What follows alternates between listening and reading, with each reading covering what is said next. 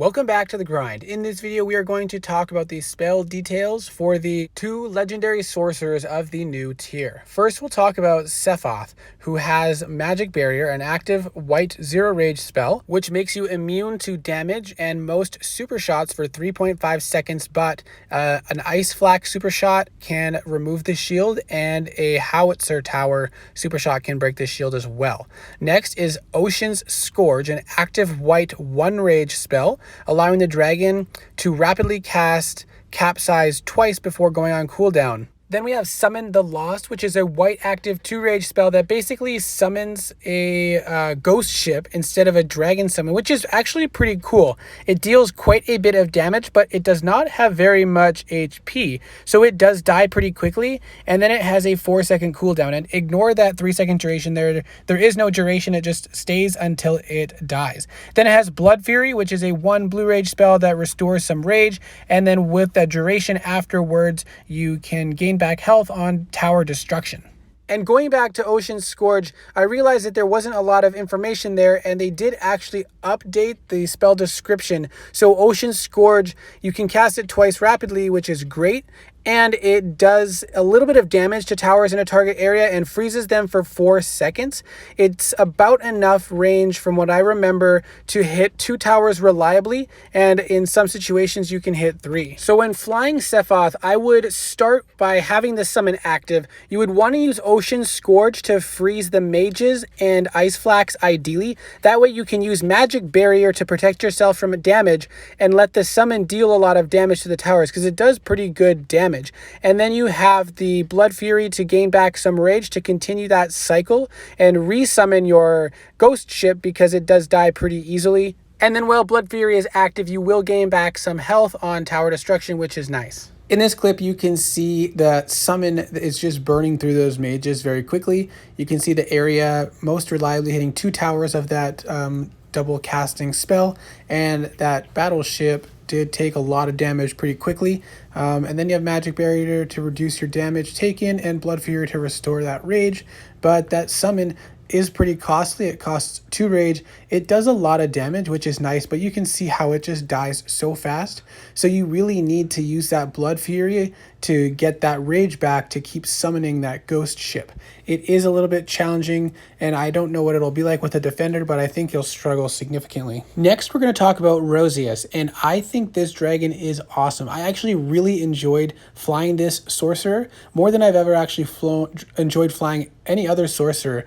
Debatably, it's fun or more fun than Krelos, and it kind of feels like a hunter to me. So now let's get into talking about the spells. First, we have Fiery Thicket, which is a red active 2-rage spell that dodges all non-beam attacks, flies slower, and damages nearby towers for 6% modified HP per second for a 4-second duration, and then it has a 6-second cooldown. So this is very similar to Namaka's dodge spell. Next, we have Bramblehorn, which is an active white 2-rage spell that damages towers in a target area for 25 times the dragon's attack power. So this is like a Death Gaze spell. Then we have Blood Rose, which is an active blue spell that costs health, 16% of the dragon's health, to restore 2 rage, and it has a 2-second cooldown. And then he has Super Rejuvenate, which is a blue 1 rage spell that heals the dragon for 30% of the HP over 2 seconds, and then it has no cooldown, it looks like. So this is a very effective way for the dragon to maintain health and rage, because you get more health back from the heal than it costs you to get back more rage than the heal costs. So using both of those, you'll gain about 14% health overall and 1 rage. So I flew this dragon by using Bramblethorn on the corner to take out the red mage and another tower beside it if possible.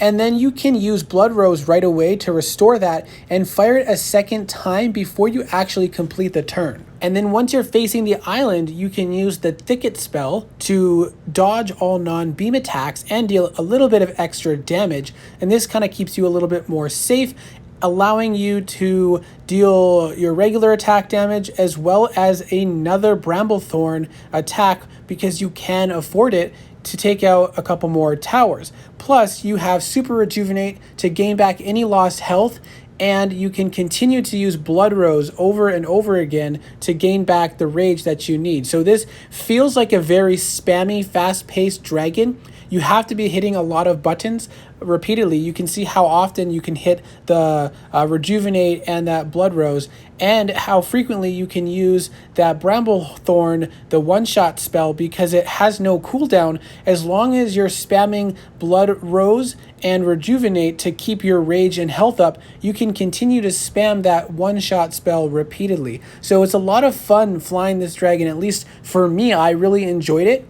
It is very challenging to attack strong bases though, and with a defender that will add a lot of extra work you'll have to, and thought you'll have to put into it, because you'll have to prioritize the towers such as Ice Flax and Mages, so that when you come out of the Fiery Thicket, you don't lose all your rage and you don't get disabled by the Ice Flax. So it can be challenging. Defenders will make it very interesting, but I really enjoyed flying this dragon. It was a lot of fun for me. And I actually wish this was one of the seasonal divine dragons so that I could get it myself. Unfortunately, it is the max tier, Verdant tier sorcerer, so it will be a little while yet before I am able to obtain and fly this dragon, but hopefully I'll still be as interested in it when that time comes. One tip that I think was helpful for me when flying Rosius was activating Super Rejuvenate first, allowing me to get a little extra health back before using Blood Rose. That way I didn't get too low on health before coming around the corner.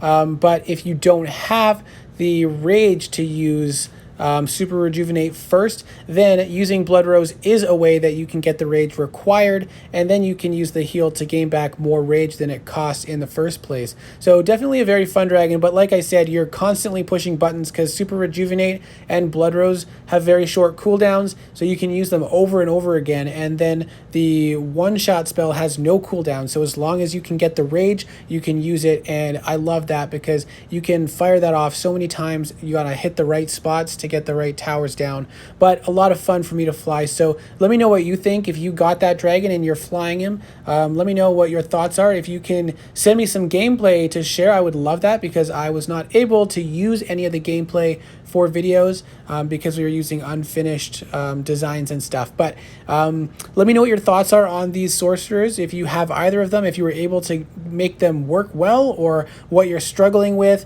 And as always, send me in any footage that you can, preferably defended clips, because people love to see how well dragons do against defenders, against super shots firing off. And I would love to share that on my channel. And hopefully, if you're struggling with anything in particular, let me know in the comments, and I might be able to give you some tips based on my limited experience flying them in the beta. But let me know in the comments below, and I will see you in the next video.